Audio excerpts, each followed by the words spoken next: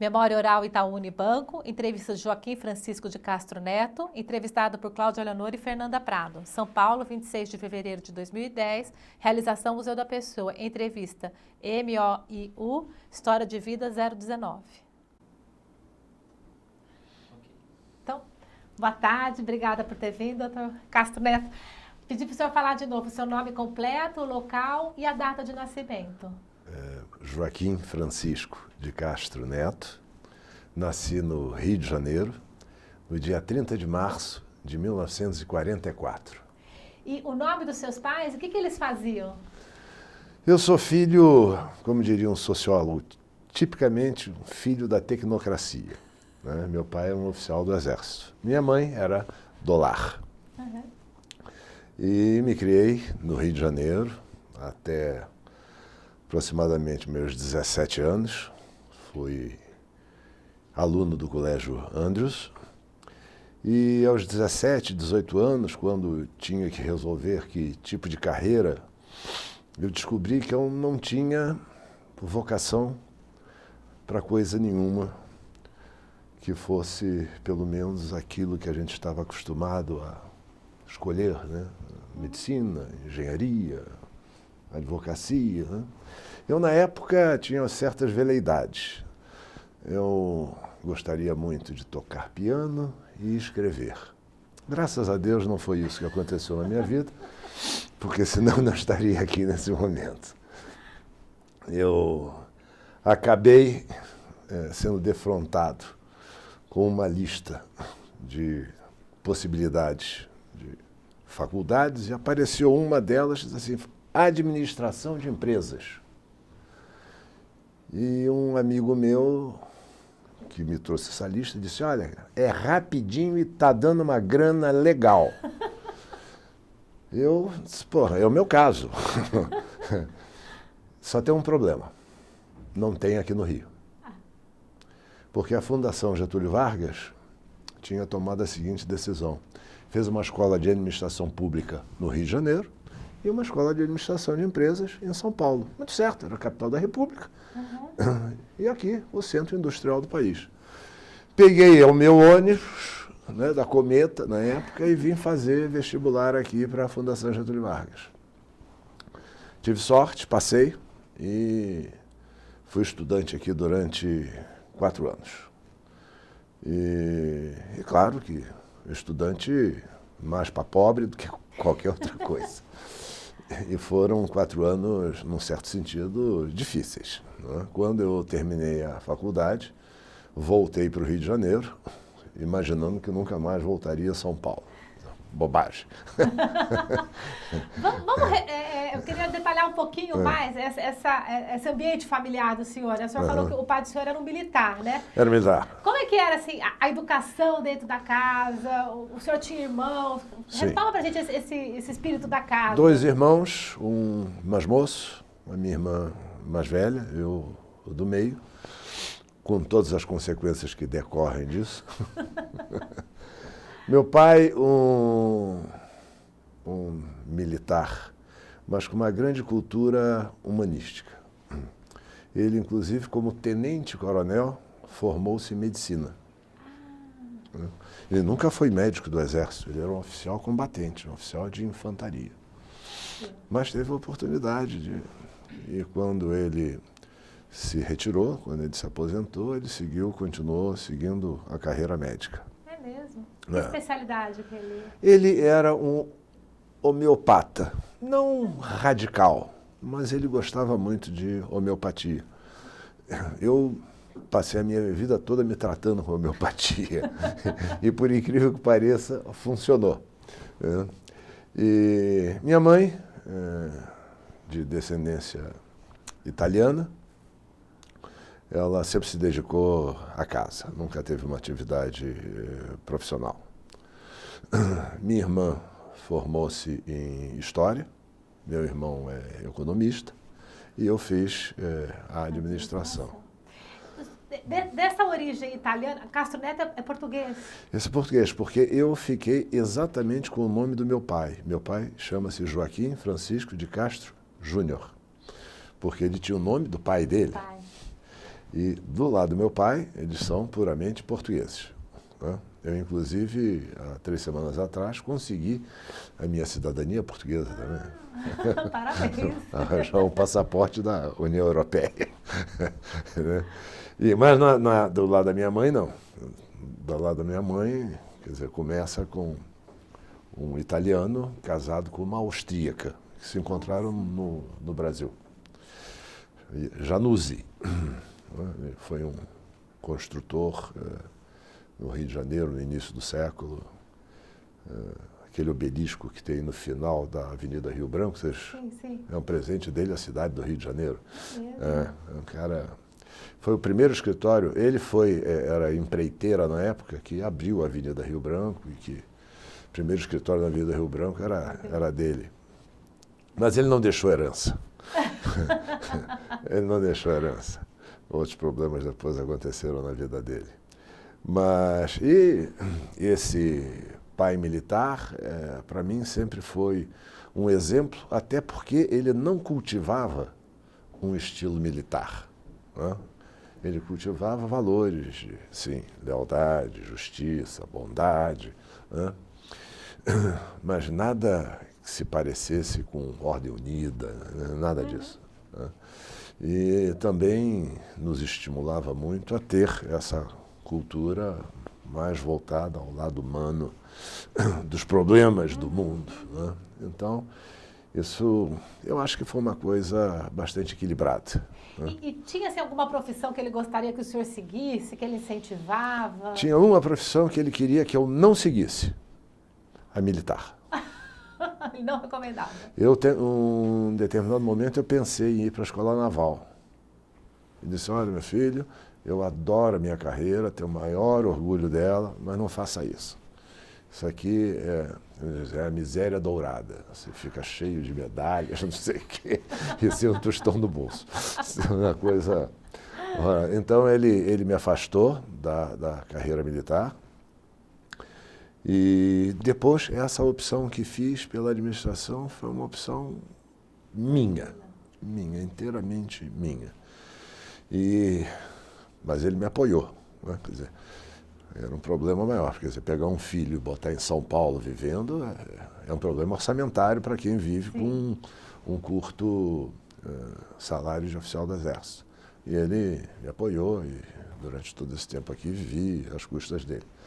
Apesar de ter feito estágios, comecei meu primeiro estágio, foi um estágio para fazer pesquisa operacional no almoxarifado da companhia da borda telefônica da Borda do Campo. Sistemas simplex, cálculos de estoque inteligente, ótimo, compras. Aí eu me apresentei lá no almoxarifado, tinha lá um rapaz que não tinha muitos livros. Ô, compadre, ajuda lá o rapaz a rodar aquelas bobinas, né? E não vi pesquisa operacional nenhuma. Fiquei nesse estágio 2 meses. Eu tinha que pegar um trem às 5 horas da manhã, que me levava a Santo André. Em Santo André. De Santo André, da Borda do Campo, né? Aí lá saltava do trem, tinha um jipe me esperando para levar no almoxarifado, que era no alto do morro. Aí depois eu fui para a Mesbla. Trabalhei na Mesbla como estagiário. E aí, como tudo na vida, né? Quer dizer, a gente sempre encontra pessoas que nos ajudam, né? E aí foi o primeiro encontro que eu tive na minha vida. Foi um vice-presidente da Mesbla, que quando eu me formei, disse a ele que queria ir para o Rio. Ele disse, não, você vem. Ele já me conhecia o trabalho que eu vinha fazendo como estagiário aqui em São Paulo. E quando eu cheguei no Rio, 15, 20 dias depois, ele disse, eu estou indo embora da Mesbla, estou indo para o mercado financeiro, você quer vir comigo? Se eu vou. Quem que é esse vice-presidente? Henrique Flanzer. Tá. Henrique Flanzer, que era o vice-presidente financeiro da Mesbla. Vamos Pensando que é uma entrevista histórica, né? Vamos contextualizar para quem estaria assistindo. O que é a Mesbla? Uma loja tão importante, né? A Mesbla era a maior loja de departamentos desse país. Inclusive, em toda a loja mais importante da Mesbla, você encontrava assim na frente uma maquete que dizia assim, a cidade Mesbla. Eles fizeram uma maquete com todos os prédios da Mesbla em todo o Brasil. Era realmente uma cidade, né? Tinha Mesbla em Porto Alegre. Mesbla em São Paulo tinha duas, né? Uma na 24 de maio e outra lá na Avenida do Estado, né? Enorme. Né? No Rio de Janeiro, o prédio da Mesbla hoje continua um ícone, né? No Rio de Janeiro, com aquela, parece assim uma girafinha, né? Ali no passeio, né? Era uma loja de departamentos. Uma loja de departamentos. Uma loja de departamentos. Tinha tudo. Né? Era uma loja de departamentos, enfim, calcada naquele modelo americano, que ali nos anos 40, 50 e até um pedaço dos anos 60, fizeram sucesso. E ainda nos Estados Unidos sobrevive, no Macy's, Saks, coisas desse tipo. Né? E aí nós saímos. Isso, estou falando de 1967. Maravilha. E fomos para o mercado financeiro. Fomos para o Banco Crefisul de Investimento. Era um conjunto de empresas lideradas por um gaúcho, madeireiro, judeu, inteligentíssimo, porque é uma coisa muito difícil você transformar alguém que não tenha tido, quer dizer, uma vivência, uma vida no negócio financeiro, transformar um madeireiro num banqueiro, é um negócio muito difícil. Muitos tentaram no Brasil se transformar em banqueiros, sendo industriais, por exemplo, de grande sucesso, e quando eles se transformaram em banqueiros, eles não tiveram sucesso, eles tiveram que voltar atrás. As histórias são diversas, por exemplo. Mas ele se foi muito bem. Só para lhe dar uma ideia, em 1970, o Banco Crefisul de Investimento era o maior banco de investimento do país. Maior banco de investimento do país. Era um grande repassador de recursos do BNDE. Do BNDE. E que na época era BNDE, ainda não era BNDES. Sim. Mas em 1972, essa é uma coisa bastante interessante, houve uma tentativa de fusão entre o Unibanco e o Bradesco. Isso foi parar, obviamente, em todas as manchetes de jornais. Isso, eu me lembro de numa reunião com ele disse, olha, nós aqui estamos vendo isso aqui, e nós, apesar de sermos uma instituição relativamente importante aqui dentro, nós somos muito pequenos. Nós temos que nos juntar. Ele tomou um susto extraordinário, ele achou que ia ficar sozinho e ia... O dono do Crefisul. Do Crefisul. Como que ele chamava? Aaron Birman. Ah, tá. Pai desses meninos Birman, o Rafael e o Daniel. Não tem esses edifícios aqui? Birman 1, Birman 2, Birman... Tá. Filhos dele.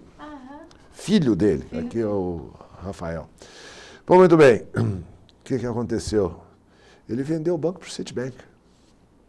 O Citi tomou o Crefisul. E foi aí que eu saí, né, do Crefisul e fui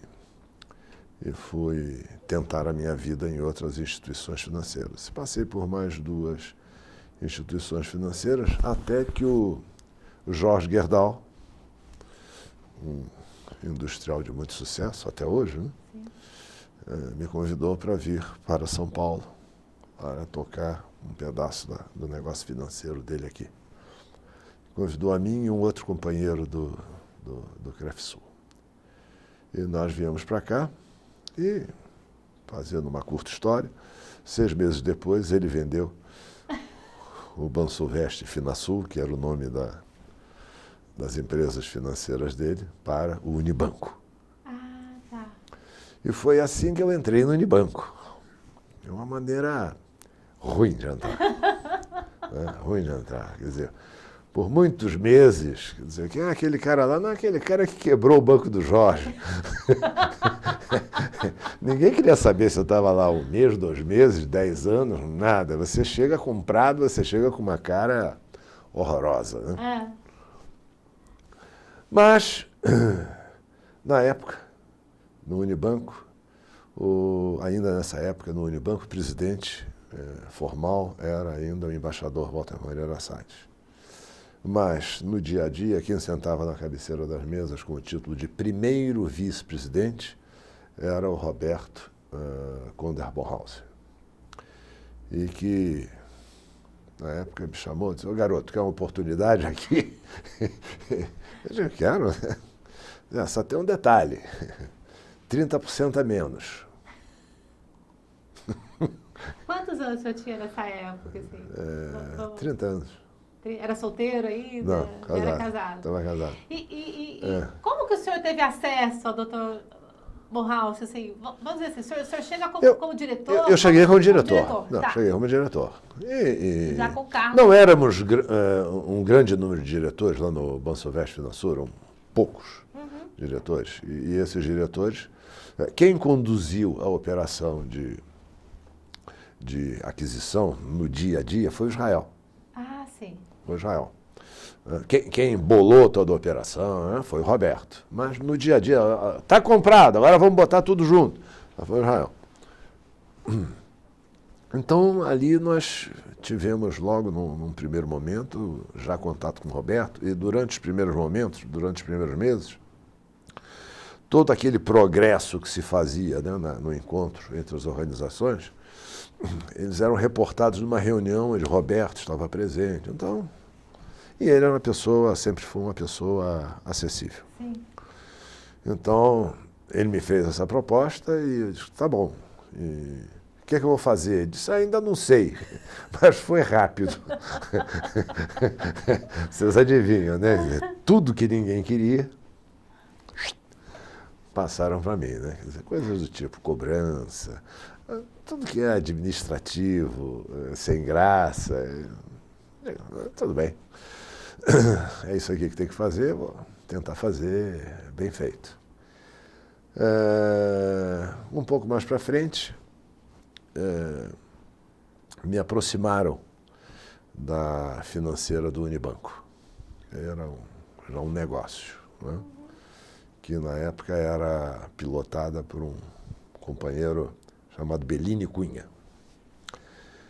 E aí na financeira, eu fui cada vez me deslocando mais para essa área de negócio. E uma bela hora o Bellini se desfez dessa responsabilidade e eu assumi a financeira do Unibanco. Foi aí que realmente eu comecei em uma das áreas de negócio. Aí, posso dizer, começou efetivamente, vou dizer, a minha carreira dentro do Unibanco. E aí eu fui percebendo que existia uma coisa dentro do Unibanco muito importante e que eu acho que isso foi preservado certamente até depois da minha saída do banco, que era a questão da meritocracia.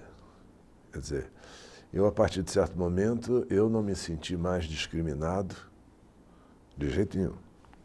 Eu me senti sendo avaliado pelo resultado dos meus serviços, tarefas, missões, etc. E isso foi, enfim, fortalecendo a confiança que a gente tem na organização e em si próprio, né? Quer dizer, se eu produzir, eu vou acontecer aqui dentro. Em seguida, apareceu uma outra oportunidade, que foi a oportunidade de assumir a área de marketing do Unibanco, né? Que era uma coisa que, quando eu estava na escola, eu quase que jurava que jamais faria. Porque eu jurava que eu ia ser um cara de finanças, entendeu? Números. Mas a vida leva a gente para caminhos que a gente realmente não espera. E eu me dediquei muito a isso, e guardo desses momentos lembranças extraordinárias que a gente vai ver um pouco mais para frente. Mas depois eu tive uma oportunidade de comandar agências do banco. O banco era dividido, na época, em 3 coordenadorias. Uma coordenadoria que pegava Rio, Norte e Nordeste, Minas e Centro-Oeste. Uma outra aqui em São Paulo, pegava um pedaço de Mato Grosso, e uma terceira que pegava Paraná, Santa Catarina e Rio Grande do Sul. Eu fiquei com a do Rio de Janeiro. E aquilo foi uma experiência realmente, para mim, na época, muito nova, comandar agências bancárias, um trabalho de rua, né? Quer dizer, um pouquinho dentro do escritório, muita rua, né? Quer dizer, olhar para a cara do gerente. Housekeeping, sabe o que é housekeeping? Chegar na agência e dizer, cara, não pode ter nem sujinho na parede, não pode ter uma ponta de cigarro no chão, banheiro tem que ser limpo e cheiroso. As pessoas saberem, realmente você entrar, qualquer estabelecimento, seja restaurante, agência de banco, armarinho, faz toda a diferença. Aquilo ali foi um grande aprendizado para mim. Foi naquele momento da minha vida que eu assisti, né, como todos nós do mercado financeiro, quer dizer, a grande destruição, né, a maior destruição que se fez da economia brasileira, né, que foi o Plano Cruzado, né? Uma coisa, se fosse um país sério, estavam todos na cadeia até hoje, né? E que devastou o sistema financeiro brasileiro. Alguns bancos que tinham mais reservas, né, e ativos intelectuais, esses sobreviveram. No fundo, daquela época, os sobreviventes são 3. Ou foram 3. O Bradesco, o Itaú e o Unibanco. O resto todo simplesmente desapareceu. Desapareceu.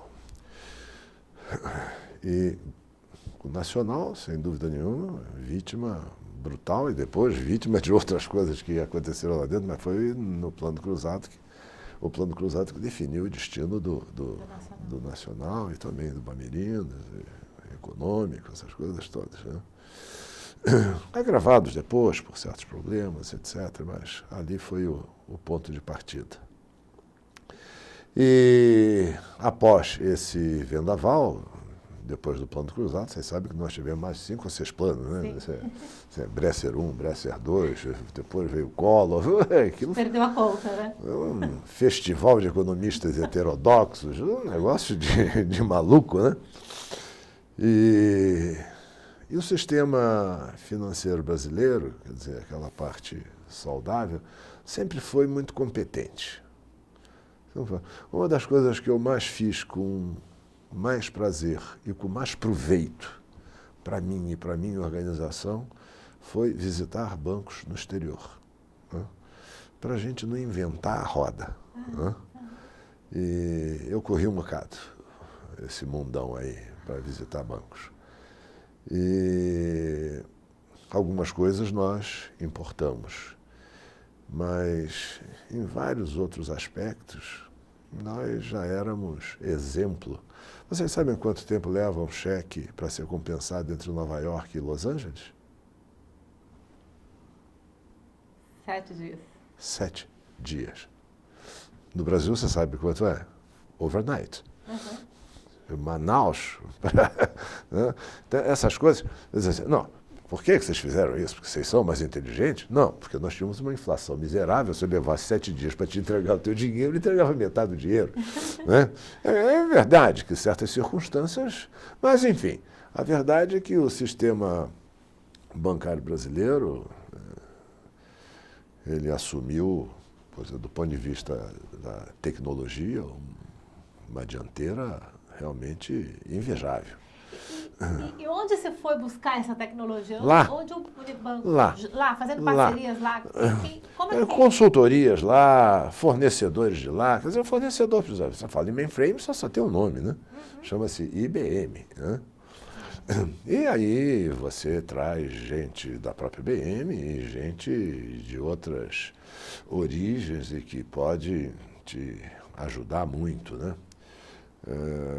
E isso foi sendo feito aqui até a gente formar mão de obra e nós ficamos inteiramente autônomos. Hoje, eu, no Brasil, não vejo ninguém precisar de nenhum consultor para resolver problema de tecnologia de banco. É capaz até de a gente poder mandar gente para lá para consertar os problemas deles. Então, isso é uma coisa que ficou muito, muito sólida nesse país. E isso é muito importante, né? Quer dizer, na indústria bancária, essa questão, né, da tecnologia de informação é absolutamente... está na espinha dorsal do negócio, né? E... voltando a São Paulo, depois dessa experiência de rede no Rio de Janeiro, eu volto então como vice-presidente de tecnologia e de marketing. E aí permaneço 2 anos nessa função. E quando foi em final de 89, 90, que coincide com a chegada do Pedro no Unibanco,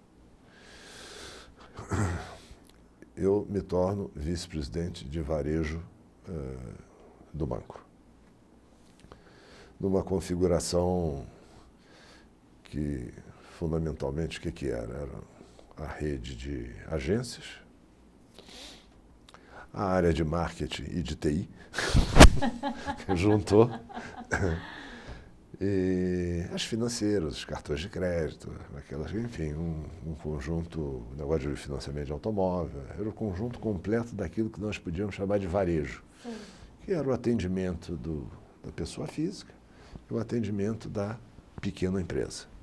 Nesse meio tempo, o Unibanco vinha praticamente liderando no mercado toda a abordagem segmentada, né? A primeira plataforma, né, de grandes empresas, de atendimento de grandes empresas, quem fez foi o Unibanco, né? Middle market também. E anos mais tarde a gente veio fazer a segmentação também no varejo, né? Então, o varejo upscale, uma abordagem, o Uniclass foi o primeiro de banco de rede. Tinha um banco que tinha essa abordagem segmentada aqui no Brasil. Mas era uma coisa muito pequenininha, que era o Citibank, né? Tinha o Citigold, o Citone, né? O Uniclass mais ou menos replicava esse modelo do Citibank. Mas isso é do ano de 1996, quando os demais bancos não tinham nenhuma segmentação de varejo. Nós fizemos uma segmentação, inclusive com ambientes diferenciados dentro das agências, que é um negócio que deu um certo trabalho, porque, enfim, tivemos que praticamente refazer todas as agências. Mas para o Unibanco foi uma coisa extremamente importante. E durante esses anos todos, agora fazendo uma visão, quando a gente olha assim o que aconteceu, aonde nós chegamos, né? Quer dizer, a história, né, do mercado financeiro, naquilo que há de ser registrado como os grandes sucessos, é uma história de contínua ou contínuas consolidações, né? O Unibanco, vocês sabem como é que ele se chamava antes de ser Unibanco? Era a União Brasileira. União de Bancos Brasileiros. E sabe por que ele era União de Bancos Brasileiros? Porque o Banco Moreira Salles comprou o Banco Predial, comprou o Agrícola Mercantil, então... Deixa eu perguntar uma coisa. Antes da União Brasileira de Bancos Brasileiros, O Moreira Salles tinha esses vários bancos isolados e... Não, ele era um Banco Moreira Salles, com agências no Rio de Janeiro, Minas Gerais, aqui alguma coisinha em São Paulo. Aí ele comprou o predial, mas o predial não era dele, era da família Gonçalves. Vendeu, comprou o predial. Aí foi no Rio Grande do Sul, comprou a Agrícola Mercantil. E aí ficou um grande banco na época, muito grande. O processo de consolidação continuou. O grande consolidador desse sistema, afora a última operação Itaú Unibanco, o grande consolidador foi o Bradesco. Né? O Bradesco passava na porta de um banco e já metia uma proposta de compra. O Bradesco comprou o diabo. E fez muito bem, né? A visão do seu Aguiar, né? Da mesma maneira, o doutor Olavo teve essa visão e foi... Me lembro da disputa entre Unibanco e Itaú pela compra do BUC, Banco União Comercial. Né? O Itaú acabou levando. Aquilo ali foi mais ou menos um ponto de inflexão na curva. Né? Foi ali que o Itaú realmente disparou e foi embora. E o Unibanco, nas décadas de 80 e 90, até 1995, o Unibanco não fez nenhuma consolidação expressiva. E veio fazer em 1995 com a compra do Nacional e poucos anos depois com a compra do Bandeirantes. E evidente que aí abriu-se um gap bastante grande, principalmente de distribuição, entre o Unibanco e os dois líderes. Né? E, por conta disso, o Unibanco precisou enveredar por um outro tipo de estratégia diferente. Não podia querer concorrer com os líderes nos termos dos líderes. Né? Não podíamos querer competir com o Bradesco e Itaú em número de agências. E não poderíamos querer ter, né, em alta velocidade, o número de agências que eles já tinham. Seria um esforço de risco. E o Unibanco, então, passou a ter um outro tipo de comportamento. Quer dizer, em primeiro lugar, ele resolveu segmentar. Foi por isso. Segmentar para quê? Para colocar para dentro de casa clientes de maior valor agregado. Aquela história, você é dona de um campo de futebol. Você tem que resolver quanto é que você vai vender de geral, arquibancada ou cadeira especial. Se o teu campo não é enorme, trata de vender pouca geral, porque essa bilheteria não fecha a tua conta. Você tem que vender arquibancada e cadeira especial. Então, motivo pelo qual a segmentação é absolutamente importante para o Unibanco. Quando você começou a pensar nessa segmentação, que público que vocês foram buscar? Isso. Tem algum público específico? Algum perfil de profissionais liberais? Tem alguma coisa nesse sentido? Não, tem no sentido de renda. Renda. Na época, é alguma coisa hoje parecido com clientes com renda acima de R$6.000, certo? Em 1990, o Unibanco tinha 500 mil clientes. 85% desses clientes eram fora desse target. Entendi.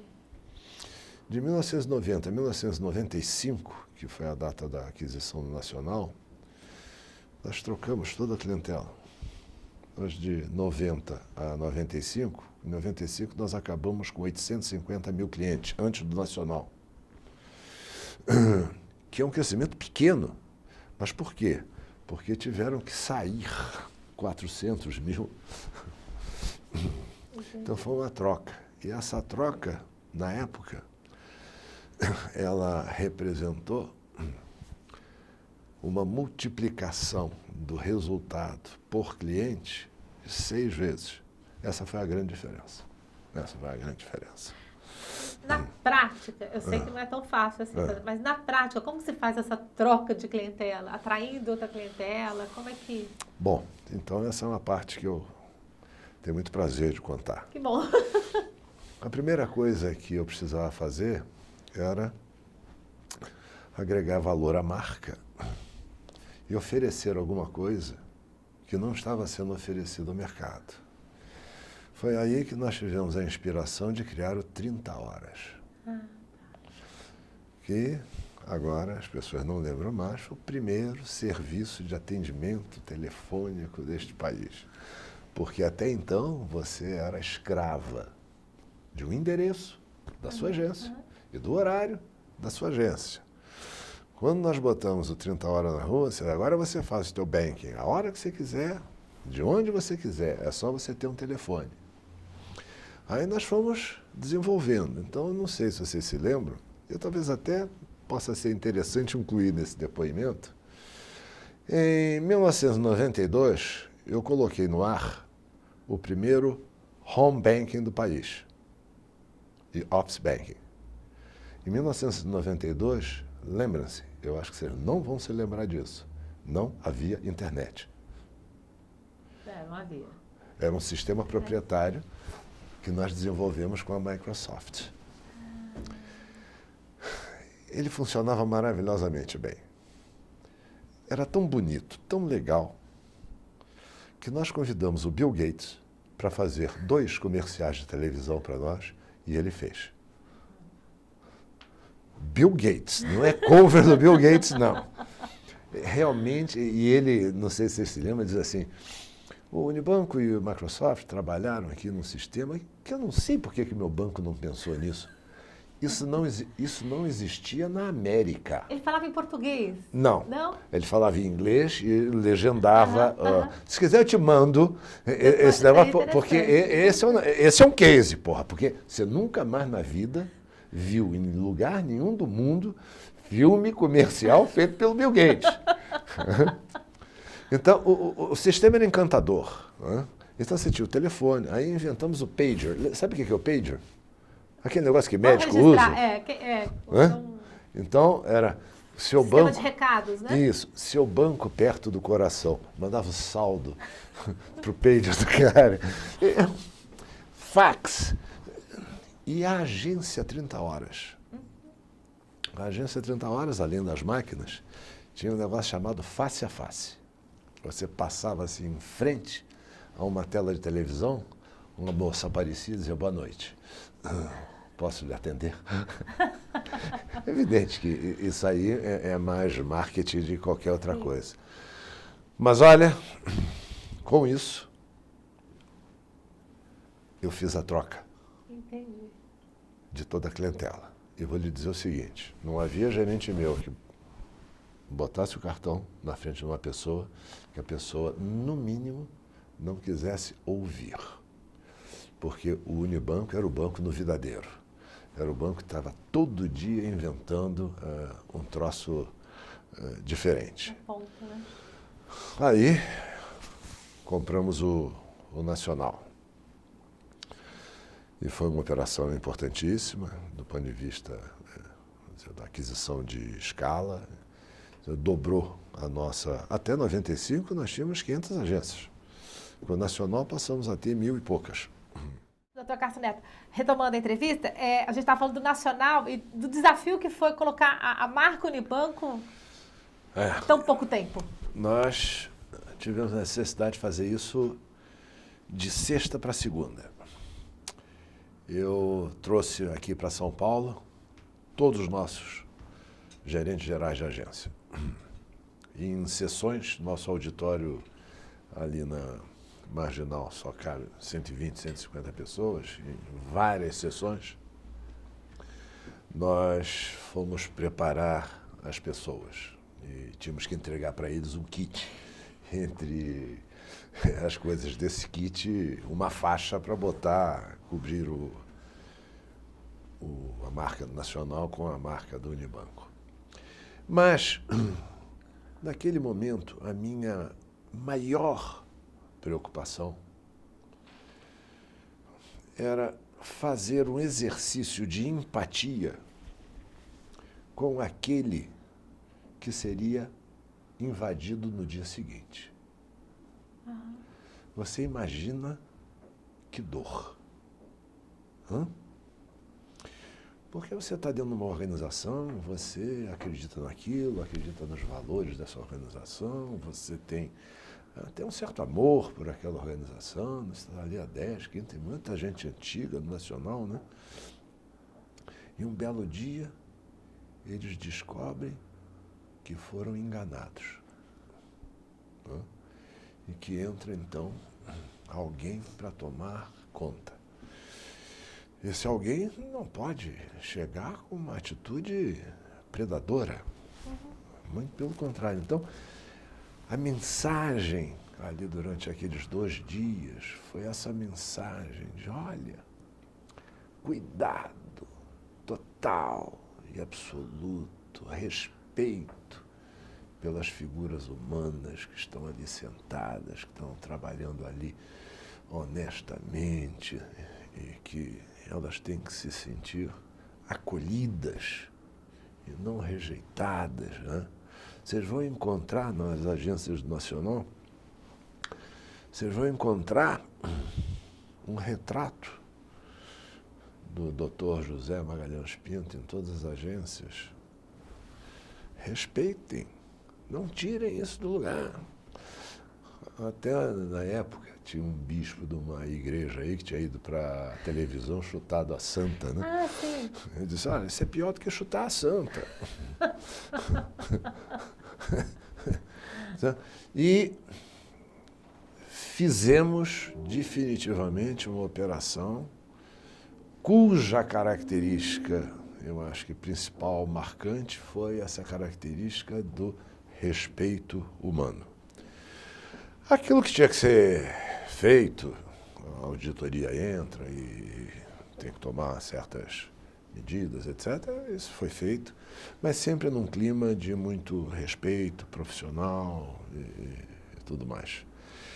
Então, e no dia seguinte, realmente segunda-feira, todas as agências do Nacional estavam ocupadas. Chamei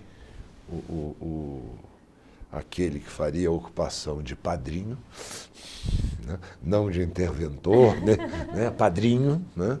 Então é lá apadrinhar a operação junto ao gerente do Banco Nacional, chamá-lo para ir fazer aqui fileira conosco, e foi assim. Então, isso é o que mais me marcou naquele primeiro momento. Né? Para nós aqui de São Paulo, a gente ganhou o Espaço Unibanco de Cinema. Sim. Que era o Nacional antes, não era? Não. O espaço de cinema sempre foi o Unibanco. Sempre foi o Unibanco. Sempre foi o Unibanco. Sempre foi o Unibanco. Que era um negócio mais ligado ao instituto. Isso. Não, isso não. E aí depois, quer dizer, continua a operação, e é uma operação muito peculiar, porque ainda foi feita naquele sistema de good bank, bad bank, onde o Banco Central ficou com a parte ruim do problema, nós assumimos o que parecia ser bom. Foi uma operação bastante difícil, bastante difícil. Evidente, o Nacional já estava sem nenhuma capacidade de reinvestir em seus sistemas, em suas instalações e portanto, quer dizer, quando você pega um banco assim para você juntar, você tem um nível de dificuldade bem maior, bem maior. Mas, sem dúvida nenhuma, foi uma operação excelente para o Unibanco no longo prazo e logo nos habilitou a fazer a segunda operação, que foi a do Banco Bandeirante, e aí nós disputamos com o Itaú, e dessa vez o Unibanco levou o Banco Bandeirante. A do Banco Bandeirante foi uma operação extremamente útil para o Unibanco, porque fez uma complementação de rede em lugares, por exemplo, norte e nordeste, que nós tínhamos pouquíssima coisa, e hoje o Norte e o Nordeste é o pedaço desse país que mais cresce, né? Já há alguns anos. Então, isso foi muito bom e também foi fácil, uma operação fácil, porque era menor e o banco estava num estado de conservação bem melhor do que o Banco Nacional. Mas afora isso, e afora, né, as estratégias de segmentação, nós tivemos que fazer outras coisas, trilhar por outros caminhos, para fazer escala, né, e poder continuar competindo com os líderes. Então, nós fomos comprar a Fininvest. Então, nós fomos desenvolver de maneira muito forte o nosso negócio de cartões. Então, nós inauguramos esse negócio que hoje é moda, de fazer joint venture com varejistas, né? Então, a primeira joint venture com varejista, fizemos com o Magazine Luiza. Vamos... Para quem é leigo no assunto, o que é uma joint venture? Na realidade, você fazer um banco em sociedade com o varejista para financiar a venda do varejista. Então, o varejista se despreocupa em arranjar recursos, não precisa ficar batendo na porta lá do gerente, dá um dinheirinho para financiar meu cliente. Ele tem ali uma máquina, né, que é capaz de dar para ele funding, né, os recursos para financiar, e que aporta para ele também o know-how de concessão de crédito. Entendi. Porque muitos varejistas nesse país quebraram porque foram dar crédito, não souberam dar crédito e foram à falência. Quer dizer, são vários... Né, você tem Arapuã, você tem Mapping. A própria Mesbla tem um pedaço disso. Então... Por que Magazine Luiza nesse momento? Foi uma oportunidade. Agora, também uma oportunidade realmente interessante, porque, não sei se vocês sabem, a Magazine Luiza é pilotada por uma mulher chamada Luiza Helena, sim, que é sobrinha da fundadora, que é a dona Luiza. E a Luiza Helena, ela é realmente uma pessoa iluminada, né? E ela foi a primeira a perceber no mercado que isso daria a ela uma vantagem extraordinária. Quando nós fizemos esse negócio com a Luiza Helena tinha 70 lojas. Sabe quantas lojas a Luiza Helena tem agora? 430. Aí, feito o negócio com a Luiza Helena, Simon Aluan, na época, era o cara que tocava o Ponto Frio, né? Era preposto da dona Lili, né? Safra. Também quero. Fizemos com Ponto Frio. Aí fizemos depois com Pão de Açúcar. Fizemos depois com Lojas Americanas. E fomos assim, fizemos com Martins. Sabe quem é Martins? Aquele atacadista. Aqui de Uberlândia, Uberaba. E hoje esse é um negócio muito grande. E isso acabou tudo agora na mão do Itaú. E isso, para você ter contigo. Bom, agora então, né? Porque agora veio Bahia. Você ter Pão de Açúcar, Bahia, Ponto Frio, Magazine Luiza e Lojas Americanas, o que sobrou? Dos grandes para os grupos. outros. Não, e ainda temos o Walmart. Walmart. Porque a outra aquisição que fizemos dentro dessa estratégia de buscar foi o Hipercard. Então, Fininvest, Hipercard, cartão de crédito e as joint ventures. 1990, 500 mil clientes. 2004, 17 milhões de clientes. Então, o Unibanco permanece, né, no mercado, permanece em gozo de boa saúde, né? E acontece, enfim, em 2008, né, uma operação absolutamente brilhante, né? Sob todos os aspectos, né? Para todas as famílias, né? Família Vilela, Setúbal, Moreira Salles, né? Bom, um banco aí, não sei, já esteve, esses valores de bolsa variam tanto, mas já esteve top 10 no mundo. Absolutamente extraordinário. Quem diria há poucos anos atrás que o Brasil poderia ter um banco privado, né? Se ombreando com UBS, Credit Suisse, Santander. Está lá, está lá. Então, isso aí não é um final feliz, isso aí é um reinício feliz. Né? É um recomeço. Né? E abrindo uma perspectiva, um horizonte absolutamente fantástico. Né? Qual que é a diferença desses períodos de compra, né? Bandeirantes, Nacional, e para essa fusão agora? O que tem de diferente? Não, é uma fusão. A diferença fundamental é a seguinte. O problema de distribuição acabou. Tá certo? Então, por exemplo, já não precisamos mais da Fininvest.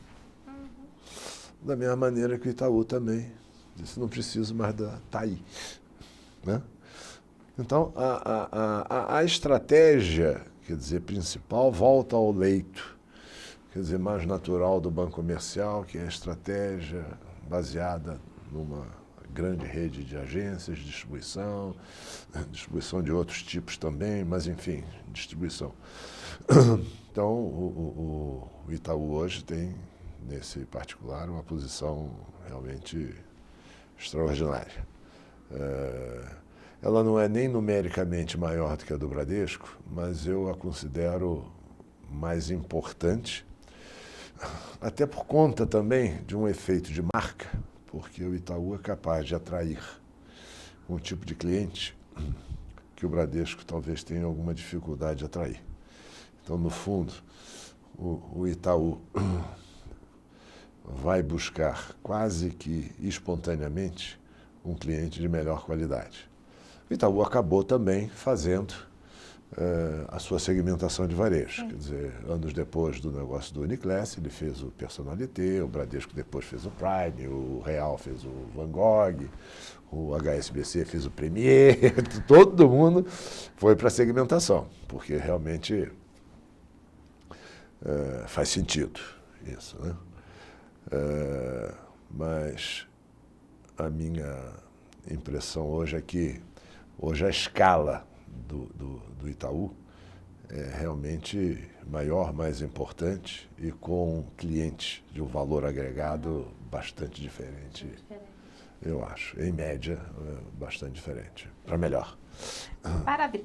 Vamos retomar algumas coisas que eu fiquei curiosa quando o senhor contou da carreira, né? Quando estava na área de marketing especificamente, o senhor falou do Unibanco 30 horas, mas o senhor participava das campanhas publicitárias, além dessa do Bill Gates? Teve outras que acho que são... A primeira...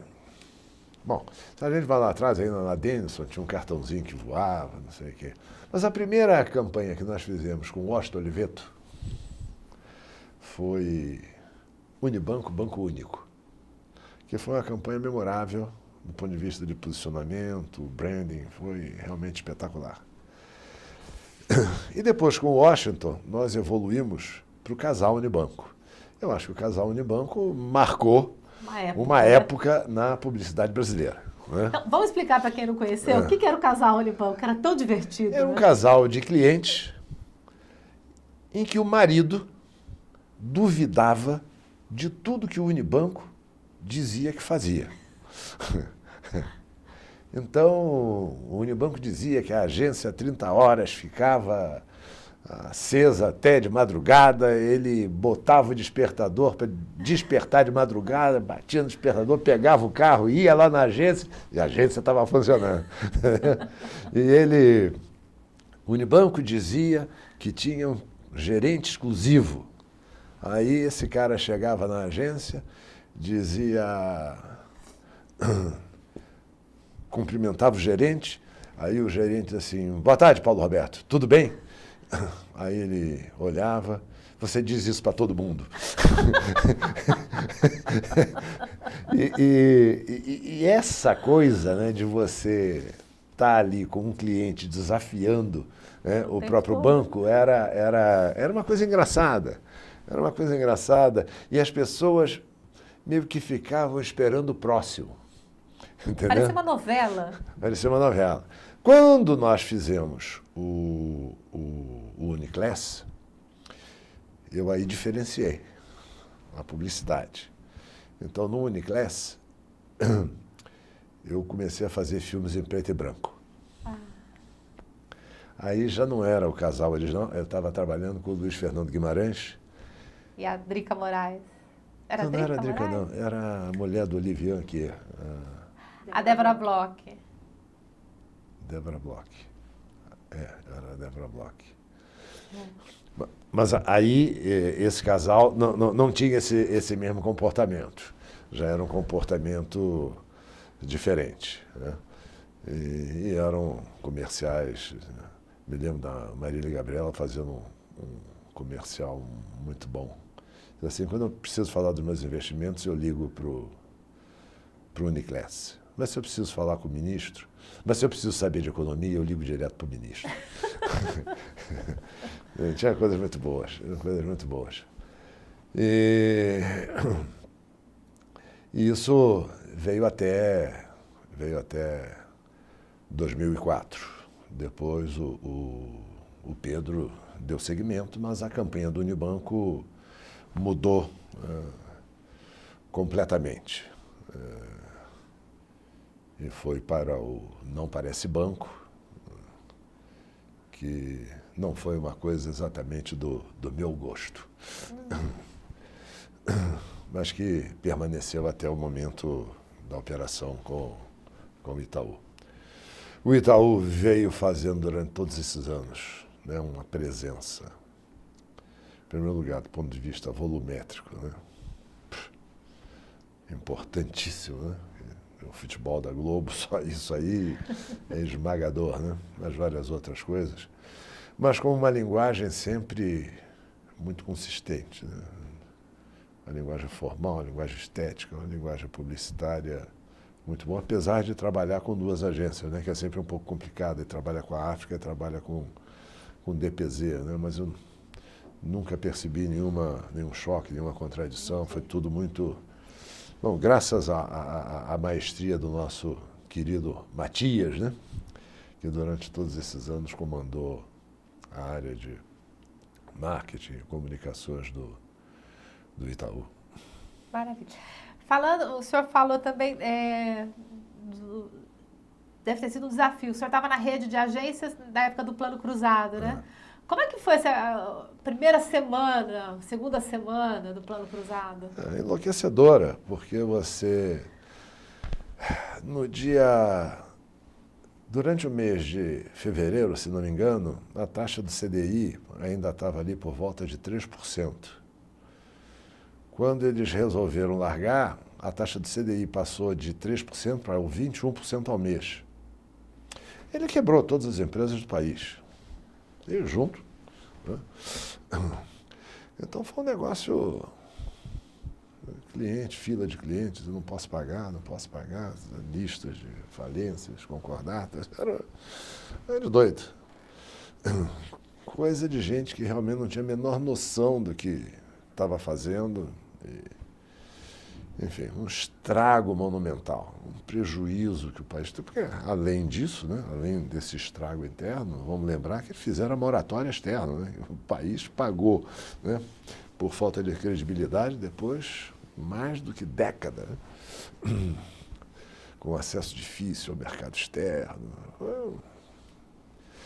Dificilmente será possível registrar um desastre maior do que o Plano Cruzado, na minha opinião. Eu vi 7 choques. Quer dizer, o do Collor, que realmente é uma barbaridade também, mas fichinha perto do Plano Cruzado. Fácil. Mesmo aqueles planos, plano verão, plano Bresser, plano, incomodavam barbaridade, eram absolutamente inócuos, né? Porque não iam ao cerne do problema, né? Mas não causaram os problemas. O cruzado foi terrível, terrível. Depois, um pedaço da equipe do Plano Cruzado se redimiu. Como? Colaborando na feitura do Plano Real. Esses estão perdoados. Os demais, não. O senhor falou do CDI, né? O que é o CDI e por que É a foi esse aumento? Taxa de juros básica da economia ditada aí pelo Banco Central, né? Tá.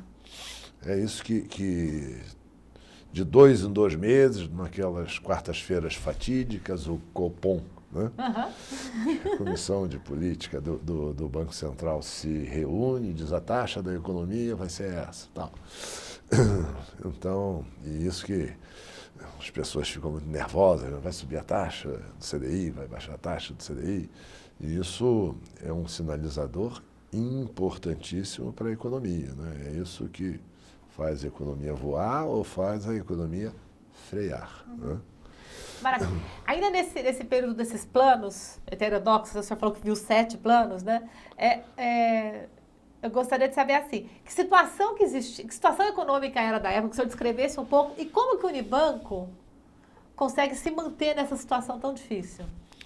Bom, o Unibanco consegue se manter nessa situação difícil, em primeiro lugar e acima de tudo, por um estilo absolutamente conservador de condução de negócios. Né? Então, a questão do crédito, extremamente seletivo, né? As políticas de tesouraria também extremamente conservadoras, sem apostas, mantendo níveis de liquidez bastante dilatados. E que isso tudo custa dinheiro, mas também ela preserva a tua sobrevivência, né? E foi assim o tempo todo. O Unibanco também teve aportes de capitais estrangeiros em determinada época, portanto, reforçando a sua estrutura de capital, daí Chicago Bank, Commerce Bank, que depois, aos poucos, foram se retirando. Mesmo na época do Bandeirantes, tivemos também como sócio estrangeiro a Caixa Geral de Depósitos, mas aí ela não fez nenhum aporte de capital. Na realidade, ela recebeu ações do Unibanco em pagamento pelas ações do Banco Bandeirantes. Uhum. É outra coisa. E depois de 90, quer dizer, o desafio ali já não era nem tanto estar enfrentando tantos choques. O último choque foi do Collor, né? Sim. E foi através de um esforço enorme de crescimento inteligente, que sai de 1990 com 500 mil clientes e chega a 2004, isso no meu horizonte de prazo. Então, a partir de 2004, quem tocou todo o conjunto foi o Pedro. Sai de 500 mil clientes e entrego com 17 milhões de clientes.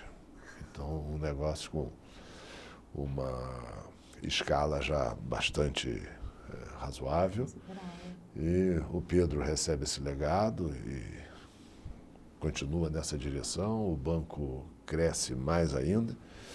E chega em 2008, mas já vinha em 2006, 2007, 2008, o banco rodando a 20, 22, 24% de rentabilidade sobre o seu patrimônio líquido.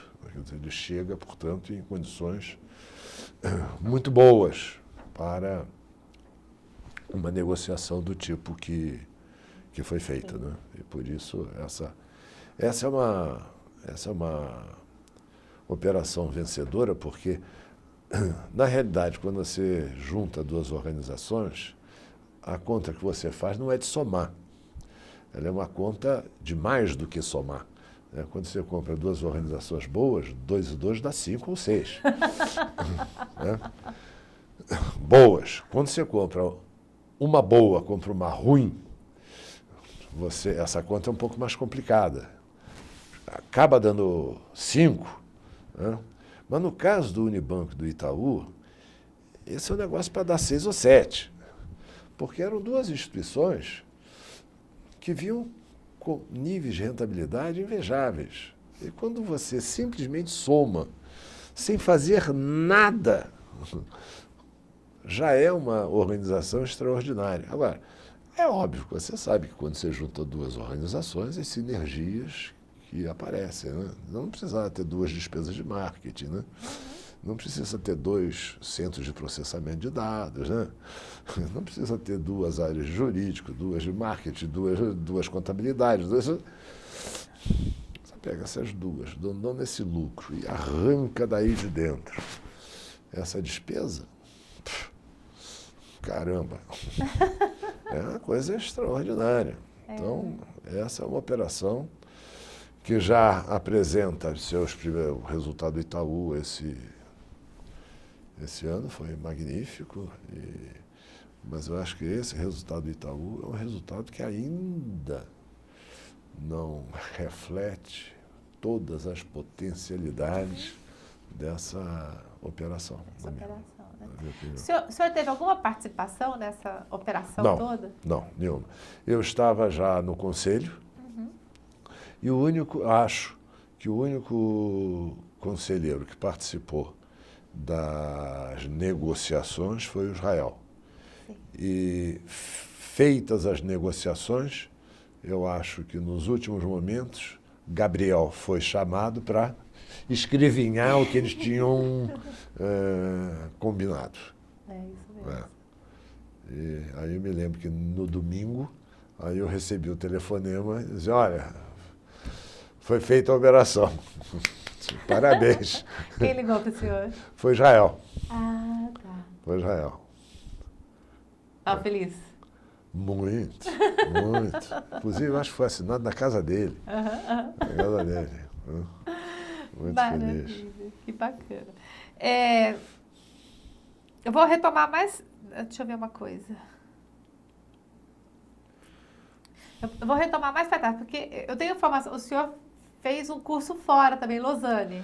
Fiz. Isso foi antes, foi depois? Não, como foi antes. Foi antes antes? de eu ter a experiência no Rio de Janeiro como coordenador de agências.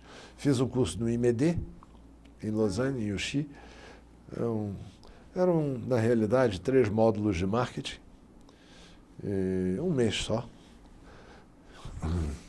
E não é nada que seja absolutamente relevante no meu currículo, não. Mas foi interessante, mas sem grandes destaques. Eu acho que o IMED pode ser muito interessante se você fizer o curso de longa duração, que aí é um MBA, 1 ano e meio, 2 anos, se você conseguir não cortar os pulsos em Lausanne. Por quê? Porque é um lugar... Lausanne talvez seja um pouquinho pior do que Geneve. É muito triste, né? Lausanne só tem uma vantagem extraordinária. Fica a 30 quilômetros da fronteira da França. É bem Sexta-feira você pula para o outro lado da fronteira, aí você vai a bons restaurantes, a lugares bonitos. A Suíça é um país interessante, tem bancos muito poderosos, mas não é um país onde eu gostaria de morar. É muito, muito tédio. Maravilha. Então, retomando na carreira do senhor, depois o senhor também falou do momento de visitas a bancos, a agências, olhando a casa, né? Como é que... Por onde que o senhor teve, assim, de tão diferente? Olha, para aqui resumir, eu acho que o banco que mais contribuiu, até porque havia uma razão para isso, nós éramos sócios, Unibanco, Itaú e Citibank, do Credicar, né? E essa foi uma sociedade que durou aproximadamente uns 30 anos. Né?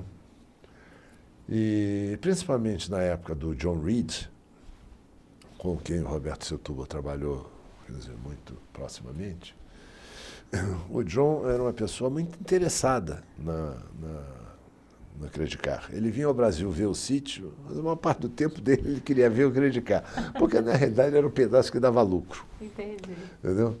Bom, muito bem. E o John era um cara muito inteligente, falava português, né? Espanhol e português. E eu era conselheiro do Credicar desde 1975.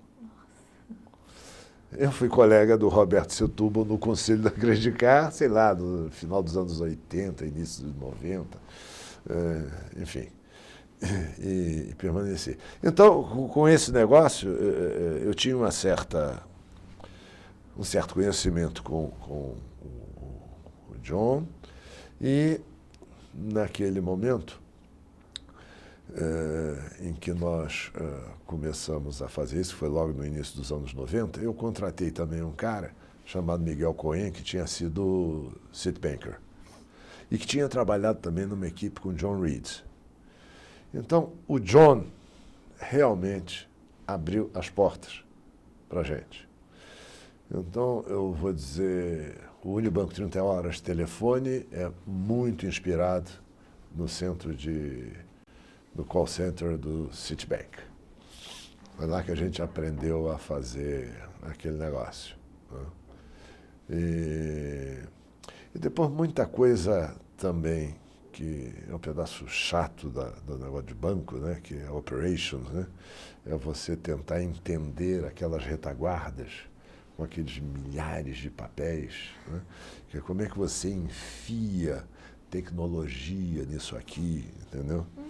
E aí você vai aprender muito nos Estados Unidos. Você não aprende nada na Europa. Nada, nada. O único lugar na Europa onde durante algum tempo se aprendeu, e se aprendeu bastante coisas interessantes, por incrível que pareça, vocês não vão acreditar, Portugal e Espanha. Eles ficaram tão atrasados no negócio do sistema bancário deles, que quando eles, então, passaram a fazer parte da União Europeia e, portanto, começaram a receber recursos, começaram a crescer, eles praticamente renovaram o sistema bancário português.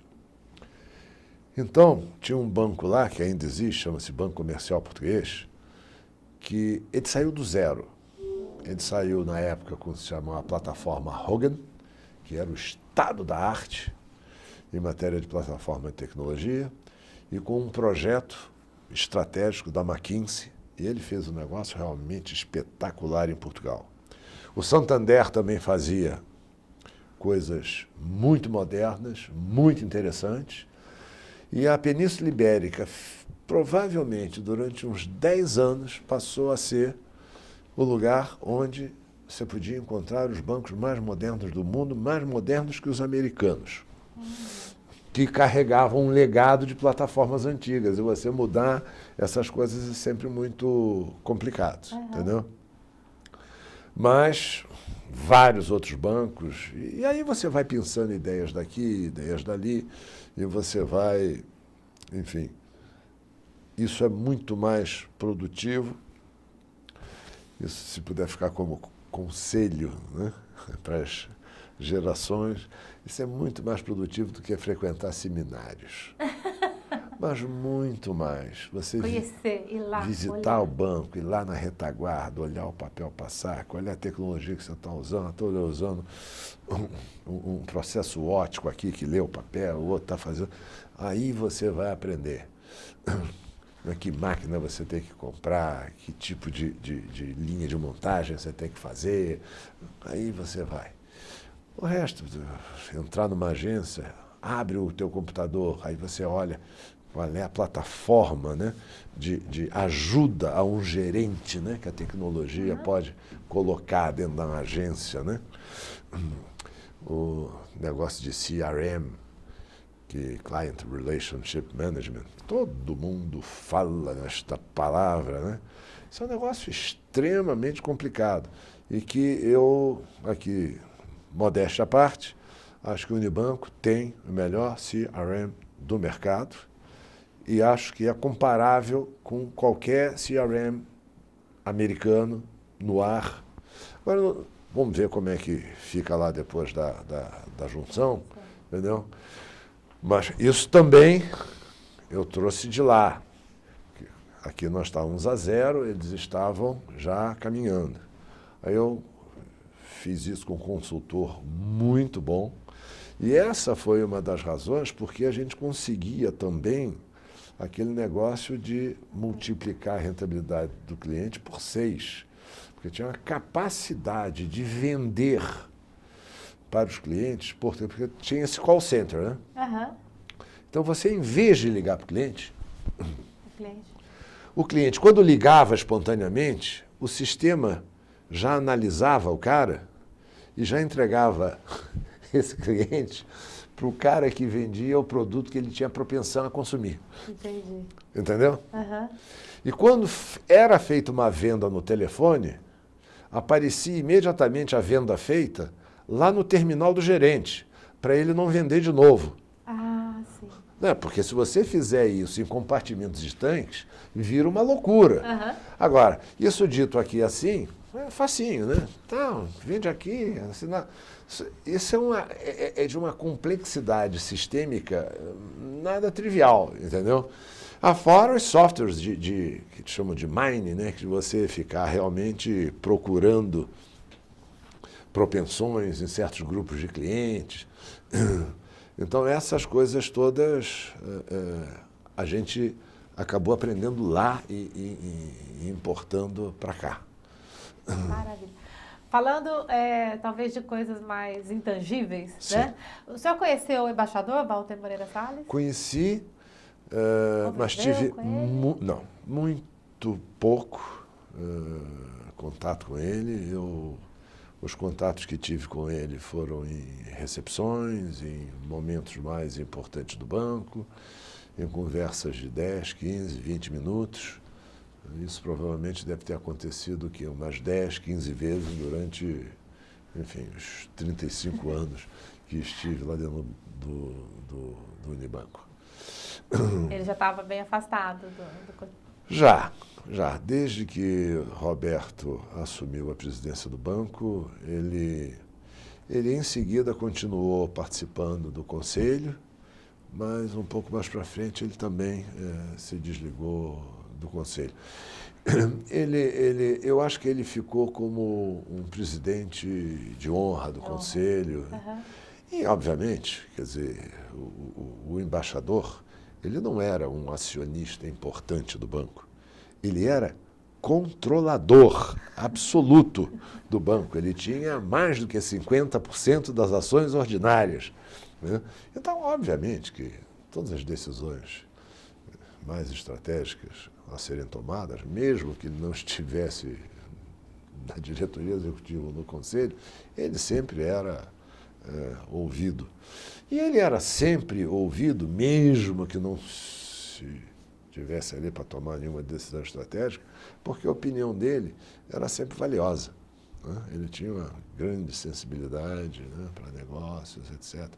Então ele sempre foi uma figura, nesse sentido, quer dizer, muito presente na vida do Unibanco, né? Ele irradiava uma certa influência que a gente não via, mas sentia, né? Que lindo isso.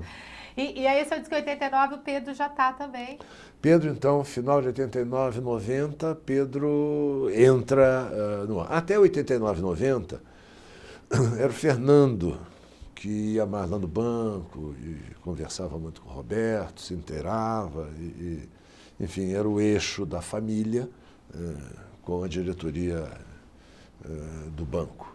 A partir de 89, finalzinho de 89, eu acho, 90, o Pedro, então, passa a sentar lá dentro do banco.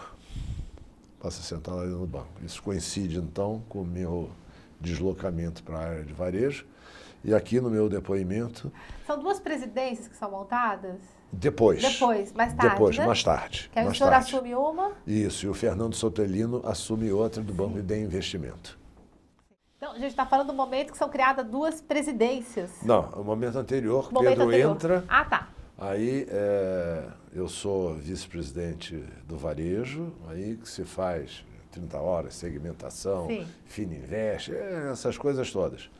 E que aqui no meu depoimento eu quero deixar registrado que realmente O apoio do Pedro para isso foi absolutamente decisivo e foi extraordinário, né? Se o Pedro não tivesse à vontade, se não tivesse convencido de realmente tomar esse caminho um pouco diferente, né?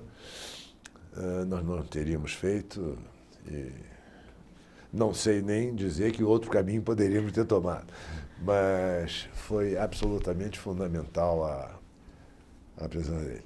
A divisão do banco mais tarde acontece depois da fusão do Nacional. Feita a fusão do Nacional, em 1995, eu tenho a impressão que foi em 1998, que aí o Pedro resolve dizer, vamos tocar o banco de investimento, vamos tocar um banco de varejo.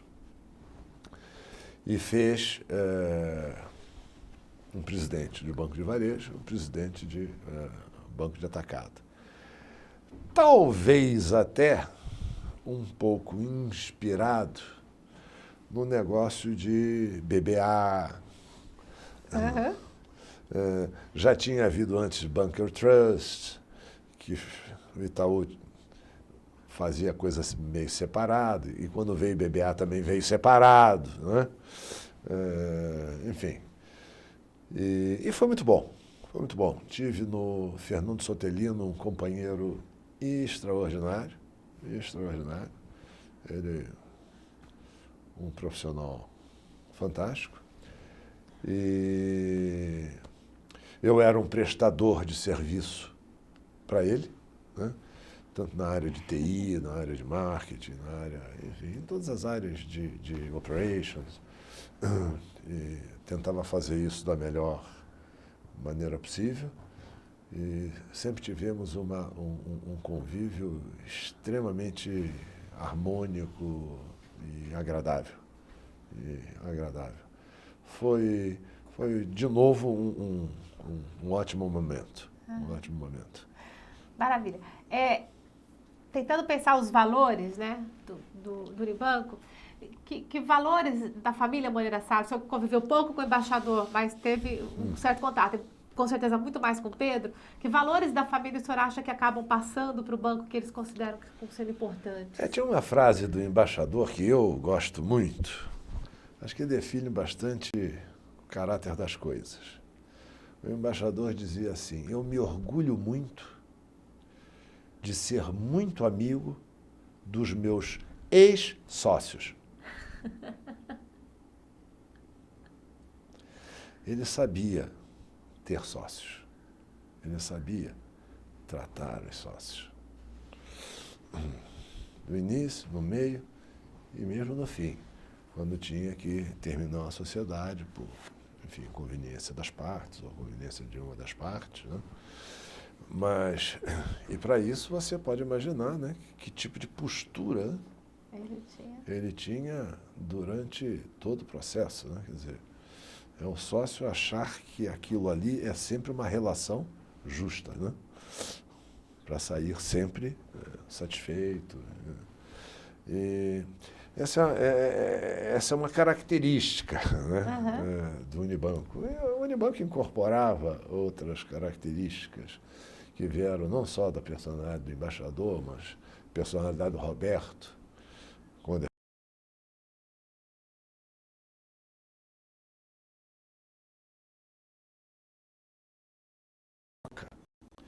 uma coisa muito... Isso decorria da personalidade, certamente, do Roberto. Porque não é um cara que dá para você chegar de lado e começar a fazer fofoca. Não tem a menor possibilidade, entendeu? Então, aquele exemplo, né? Aquela postura, né? Então, eu vejo muito falar das empresas que tem muita política dentro. Porra, política zero não existe, é como oxigênio zero, né? Política sempre há de existir enquanto existir dois seres humanos, né? Mas era uma coisa do bem. Era uma coisa do bem. Era uma coisa muito... Um dos maiores ativos do Unibanco era sua atmosfera interna. Era legal você acordar e pensar, oba, vou lá para o Unibanco. Tinha uma frase que eu fazia e que era verdadeira. Ele dizia assim, olha, esse troço aqui não tem a menor graça se não for divertido. E era divertido.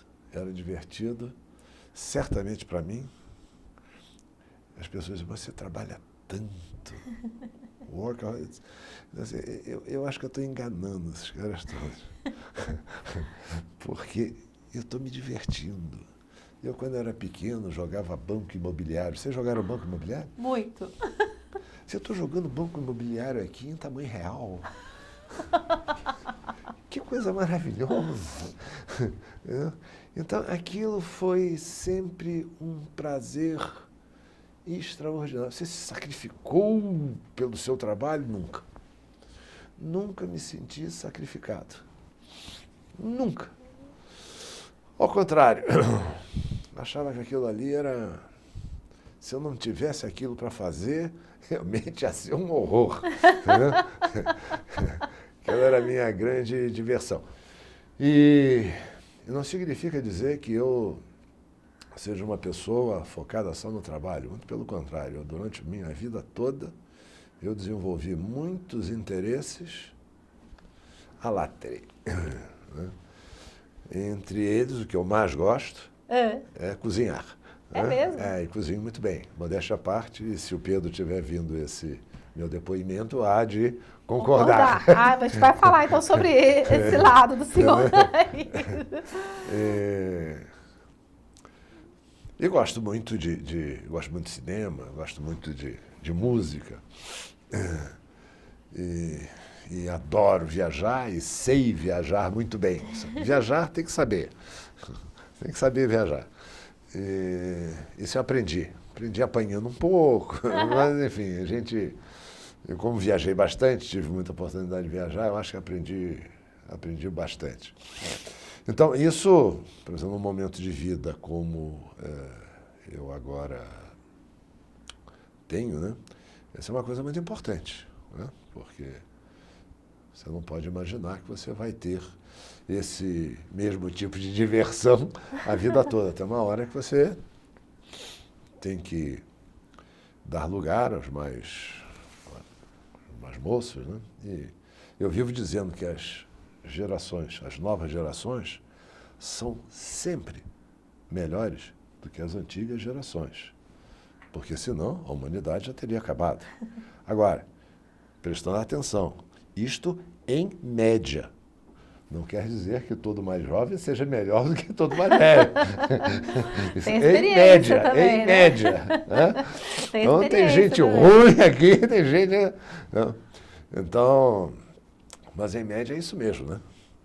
As pessoas que vêm de trás vêm melhor, vêm mais bem preparadas. Né? Agora, então, com esse salto de tecnologia, né? A ferramenta que você bota na mão das pessoas, imaginar um sujeito que no século XIX acorda com uma metralhadora na mão. Pô, é dono do mundo, né? Estão todos com metralhadora, né? A minha geração, ali em 1967, eu fazia cálculo de juro, sabe como? Régua de cálculo, de engenheiro. Não tinha ainda HP 12, né? É tudo muito diferente. O garoto já nasce com um laptop do lado, não é isso? Então, isso vai fazer uma diferença extraordinária, né? Então, essas coisas todas, a gente olha para frente e vê, poxa, que maravilha, né? Assim, mas você não acha que antigamente era melhor? Claro que não. Claro que não. Você não tem saudade de... Olha, eu vou dizer a verdade para vocês. Eu estou morrendo de saudade do meu futuro. Que ótimo. Entendeu? Porque só pode ser melhor. O mundo só é melhor. Não é verdade? Em tudo e por tudo. Deixa eu perguntar uma coisa, pensando para o futuro, né? Isso. O que da cultura do Unibanco não pode ser perdido pelas gerações futuras? O que é aquilo que é importante, que é valorizado, que o senhor acha que deu certo no Unibanco que não pode ser perdido, não pode ser deixado para trás? Olha, talvez até coisas que existam também dentro do Itaú. Quer dizer, o que eu vou dizer aqui, de modo algum, significa que é coisa que o Unibanco tem, que o Itaú não tem, de jeito nenhum. Mas eu acho que se aquela atmosfera humana do Unibanco, né, prevalecer dentro dessa organização, agora conjunta, eu acho que seria, quer dizer, um dado de felicidade geral extraordinário, sem dúvida nenhuma.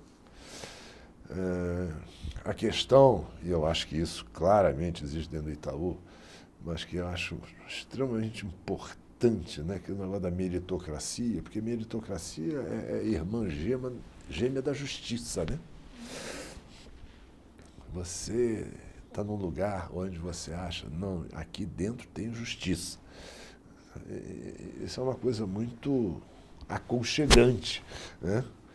Então, são essas coisas, o espírito de inovação, que isso o Unibanco teve que desenvolver, até por uma questão de sobrevivência, né?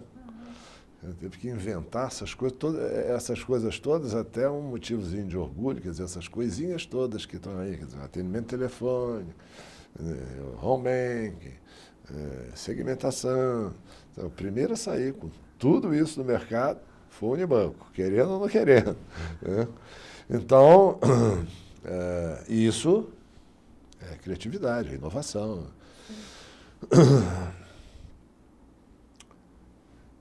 Isso é bom. Há quem duvide que seja tão bom.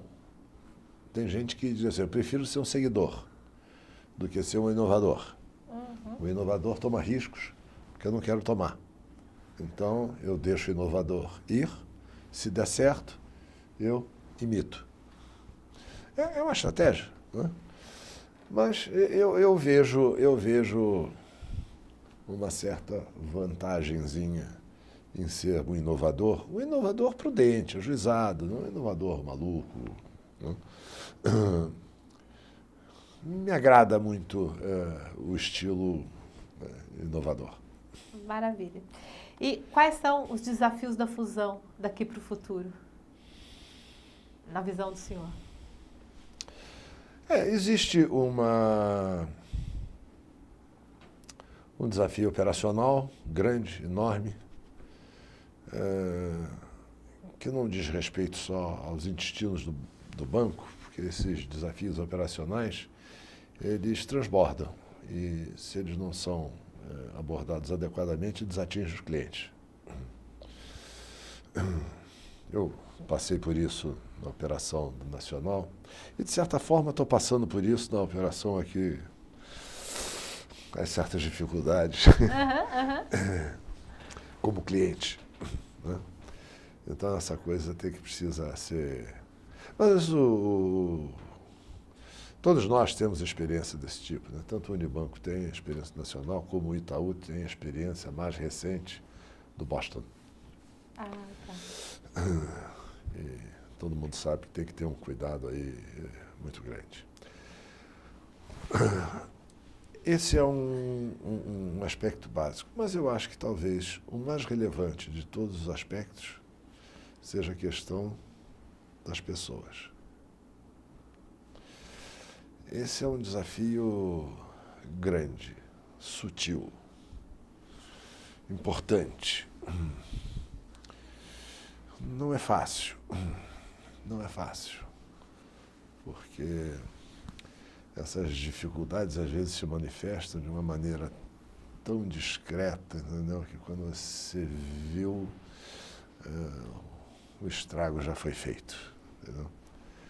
Então, uma atenção enorme para ter certeza de que você está segurando lá dentro o melhor talento, né? De parte a parte, né? eu diria que talvez esse seja o principal desafio. Criar um clima de tranquilidade, que não é fácil, viu? Não é fácil, porque essa questão das sinergias, todo mundo entende que um dia elas vão ter que acontecer, né? Então há quase que um atrito permanente ali dentro até que essa coisa chegue a um porto final, né? Mas, na minha maneira de ver, o assunto tem sido bastante bem conduzido. Algum nível de ansiedade é natural, acontece, mas eu acho que, no geral, está indo muito bem a operação. Eu acho que talvez aí no final desse ano, metade de 2011, essa coisa toda esteja bem concluída. Né? Bem concluída, sem dúvida nenhuma. Maravilha. Falando um pouquinho do lado pessoal, o senhor falou do lado gourmet, do lado do viajar. O senhor viajou muito pelo Brasil também, a trabalho? Viajei. Que lugares interessantes, assim, que o senhor tem alguma história pitoresca, diferente? Um lugar que encantou o senhor, mostrou um Brasil diferente? Tantos. São tantos. Tem lugares lindos como Maceió, né? Uhum. Vai muito pouca gente para Maceió, né? Mas tem praias realmente maravilhosas. Tem lugares encantadores, assim, arrumadíssimos, assim. Chapecó. Chapecó, a avenida principal, enorme, larga, com um canteiro no meio, cheio de rosas. E ninguém rouba as rosas. Extraordinário. Considerando que nós estamos no Brasil, né? Uhum. Arrumadésimo. As coisas assim, né? Eu tive a oportunidade de viver em Porto Alegre, vivi em Curitiba, vivi em Belo Horizonte. Isso antes até, porque meu pai sendo oficial, eu rodei muito o país. Então, o Brasil. E uma das coisas agora que mais me anima é esse, não falo nem de revival, porque nem vivia, né? O negócio do Nordeste, né? Que está realmente numa transformação inacreditável, né? Inacreditável. E eu acho que vai seguir aí.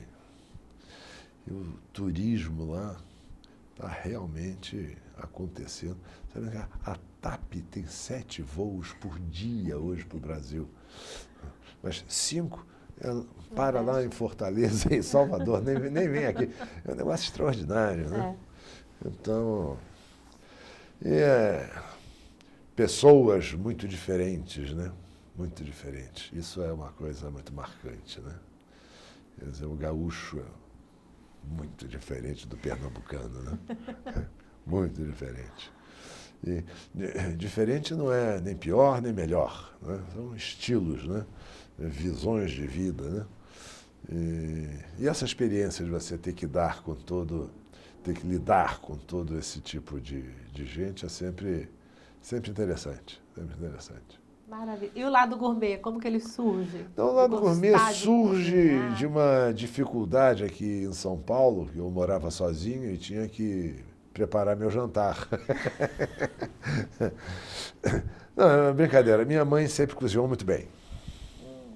Sempre cozinhou muito bem e tinha, para a época, um repertório que era absolutamente inusitado. Na minha casa era comum ter lulas, polvo, miolo.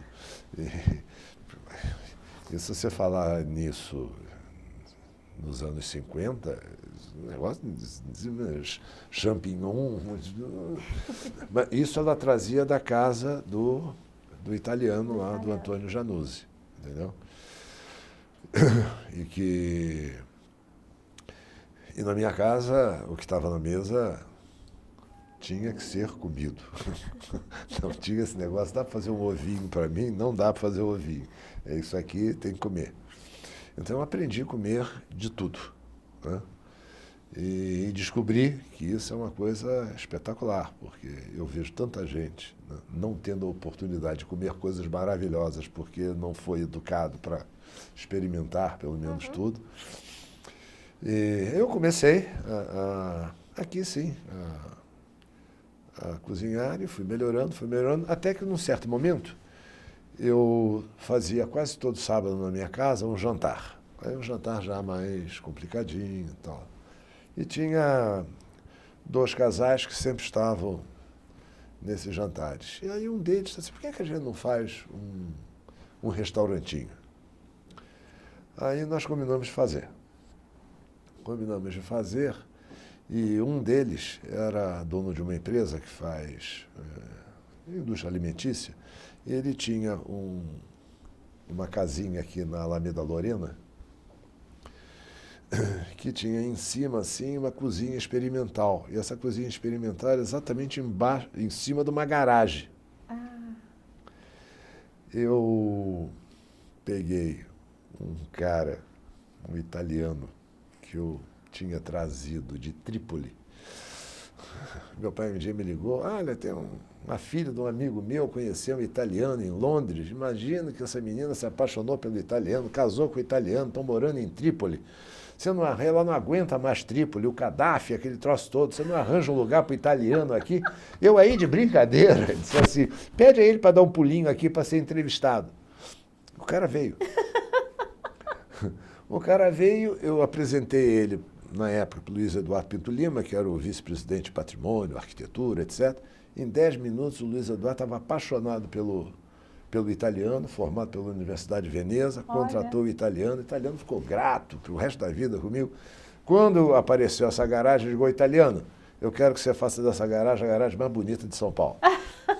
Aí ele entrou lá, realmente, um espetáculo. E nós fazíamos uma coisa mais ou menos covarde, que na sexta-feira a gente desmontava um pouco as nossas casas e botava quadros, esculturas. Então, esse negócio, os clientes tinham que tirar convite até quinta-feira. Entendeu? E tinha hora, era um pouco, não era nada democrático, era um pouco autocrático. Na quinta-feira ele tomava conhecimento do que ia ser servido. Mas ele tinha que chegar às 9 horas. De 9 às 10, drinks. Num espaço que qualquer um chamaria de bar. Mas não era um bar, era um living. Qual é a diferença conceitual? Uhum. Bar é um negócio que você entra com seu marido, seu namorado, né? E escolhe um cantinho, né? Living é uma coisa que você tem na sua casa. E o que você faz quando os seus convidados chegam? Você apresenta a todo mundo. Nós apresentávamos todo mundo a todo mundo, pessoas completamente desconhecidas entre si. Virava um happening. Olha. 10 horas. Então tinha música dos drinks. Aí os drinks também não eram muito democráticos, porque eu não tomo bebida destilada. Então só tinha vinho tinto, vinho branco, champanhe e misturas de champanhe.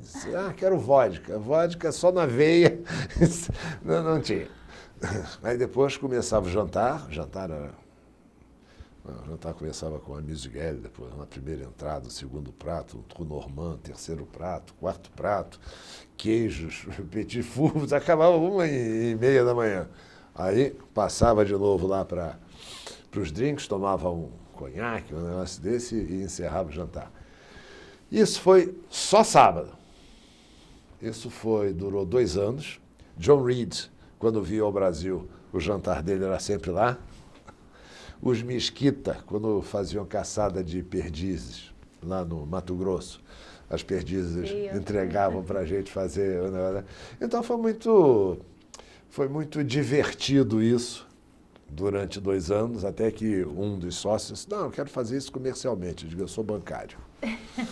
Encerrei, saí, paramos o negócio e continuei gostando de comer, continuei gostando de...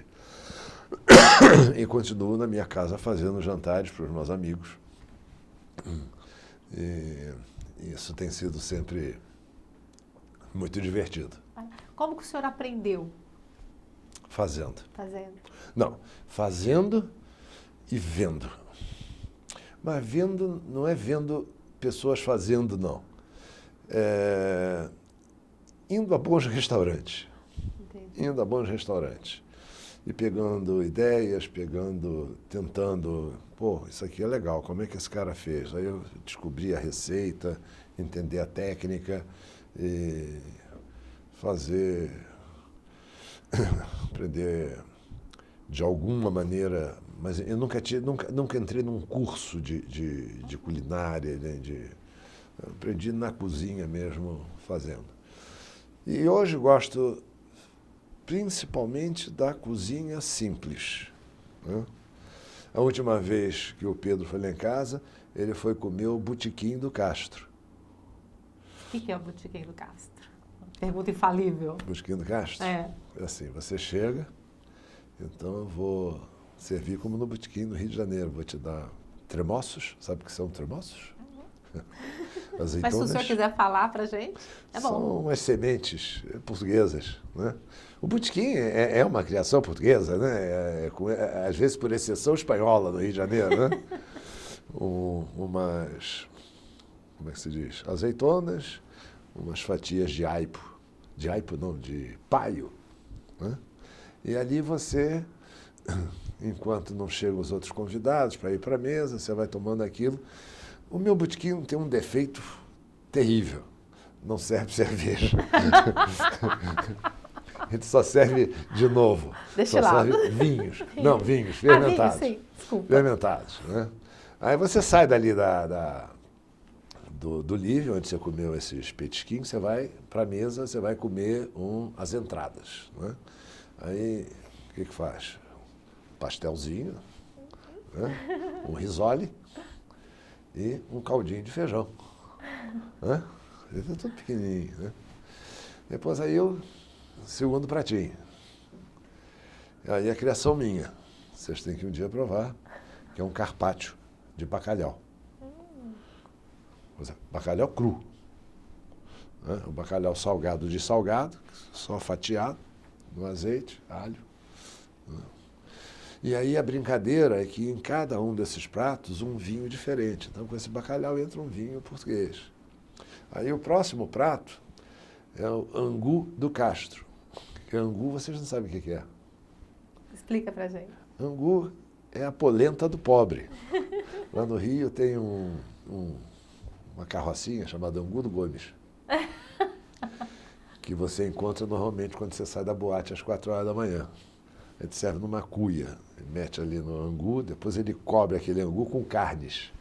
Sim. Entendeu? E aquilo ali, às 5 horas da manhã, você ressuscita. Né? Você está entendendo? Então, o angu do Castro é essa polentinha, no fundo, né? E, portanto, como é prima da polenta, ali entra o vinho italiano. Uhum. Né? Depois, para terminar, uma carne assada, mas uma carne assada de pobre. Porque carne assada em casa de rico faz com lagarto, né? É. Eu faço, e vocês não sabem o que é isso, vocês têm que ir no açougue pedir. Eu faço com 7. 7 é um dianteiro, tá? É uma peça assim, e que por dentro ela é entremeada de uma gelatina. Entendeu? Ela fica 6 horas dentro de uma cocote, em fogo baixinho. E aí eu brinco, se você quiser, depois eu fatio ela, vou botar ela aí com acompanhamento, e eu boto para você do lado comer uma faca ou uma colher. Você pode cortar do jeito que você quiser. Entendeu? Ela está derretendo. Tá. Aí depois entram os ovos nevados de sobremesa, e essa coisa assim. É uma brincadeira, entendeu? De um botequim servido com um certo mise-en-scène, porque essas coisinhas onde se apresentam essas coisas são sempre bonitinhas e tal. Uhum. Então, me divirto com isso. Que bacana. Maravilha. A gente abordou aqui a trajetória do senhor e vários outros aspectos, né? O senhor acha que está faltando alguma coisa para a gente falar, tanto do lado profissional como do lado pessoal? Não, acho que não. Tá. Eu acho que talvez a última coisa que eu gostaria de dizer, quer dizer, realmente desejar ao Pedro e ao Roberto, né, um grande sucesso nessa operação absolutamente brilhante. E quero ver essa organização saltando as fronteiras, com grande chance de fazer, né? E se tornando realmente uma empresa mundial, o que certamente vai acontecer. Tem que ter um pouco de sangue frio, prudência, mas tenho certeza de que eles não estão distraídos para esse tema. E tudo isso há de fazer com que nós, que de alguma forma contribuímos para isso, nos sintamos muito orgulhosos, né, com esse reinício feliz. Maravilha. Então, em nome do Espaço da Unibanco, eu agradeço demais. A entrevista do senhor foi maravilhosa. Obrigada. Obrigado.